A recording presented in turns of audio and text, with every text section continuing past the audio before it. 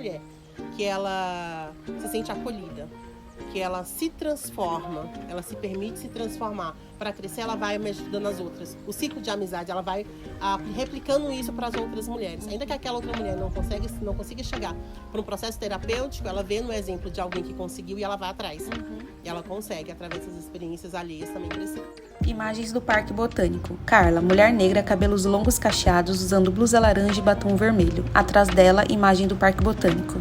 Olá, eu sou Carla Alexandra, eu tenho 42 anos, eu sou terapeuta comportamental cognitiva. Eu sempre gostei de estudar o comportamento humano, então sempre uma curiosa, mas nunca com profundidade. E um pouquinho antes da pandemia eu descobri que eu estava com depressão estrutural, e eu precisava sair daquela situação de alguma forma. Só o tratamento com o médico para mim não foi suficiente, então eu fui estudar, e aí eu fui fazer um curso de programação neurolinguística, uma pós-graduação.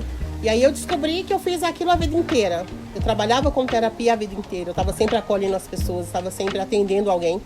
Dentro da minha religião, eu fazia aquela parte de apoio, de acolher as pessoas, de ajudar as pessoas a se encontrar. Porque, caramba, eu fiz isso a vida toda.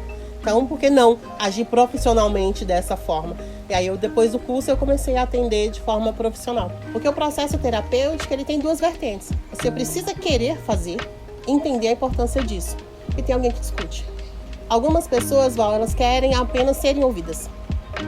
E nem todas as pessoas estão prontas para exercitar uma escuta ativa. A pessoa ela não quer conselho, ela não quer orientação, ela só quer fazer um desabafo, ela só quer alguém que escute. Então a terapia muitas vezes começa por aí.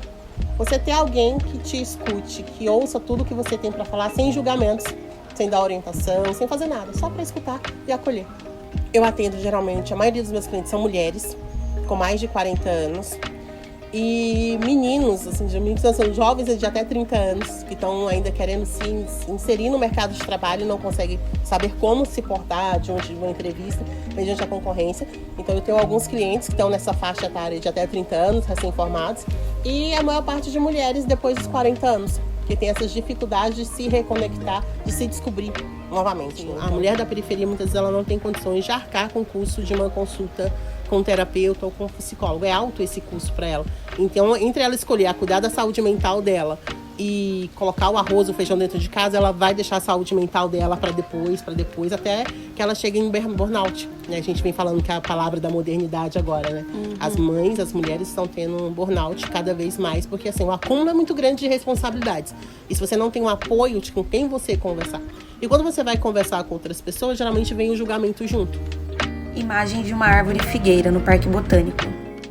Fiquei pensando, mas por que meu trabalho impacta, o que eu faço impacta? E eu descobri por que impacta. Impacta porque assim, a transformação da pessoa, ela vai melhorar o ambiente dela familiar. Ela melhora o seu ambiente profissional. Então ela vai melhorando, vai sendo em cadeia isso. Então, uma pessoa que ela consegue passar por esse processo e sair melhor, ela vai melhorando os espaços que ela está. Então, não realmente tem um impacto social, porque transforma não só a pessoa, mas quem está em volta dela.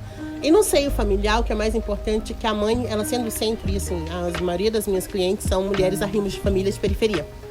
Então, se essas mulheres estão desestruturadas, os filhos estão desestruturados. Quem está em volta do estruturado. Quando ela começa a se estruturar e se entender de várias formas, entender também o comportamento dos filhos, que a gente traz também um pouco disso, do meu relacionamento com os meus filhos. Então, ela começa a transformar os espaços. O comportamento das crianças melhora na escola, as notas tendem a melhorar. Então, é um processo em cadeia. Daí tem um impacto social. Eu continuo trabalhando de CLT porque eu não tinha visto ainda como um negócio, de que eu vi como profissão, mas não entendia que eu poderia atender essas pessoas da forma como eu penso que deve ser feito, né? Estudando um pouco mais, também gerar uma renda através disso. Então agora entender de unir as duas coisas. Então por enquanto eu ainda continuo trabalhando de CLT e estamos dando os primeiros passos aí nos atendimentos que deixaram de ser só atendimentos voluntários e as palestras também para ser também foco no meu negócio.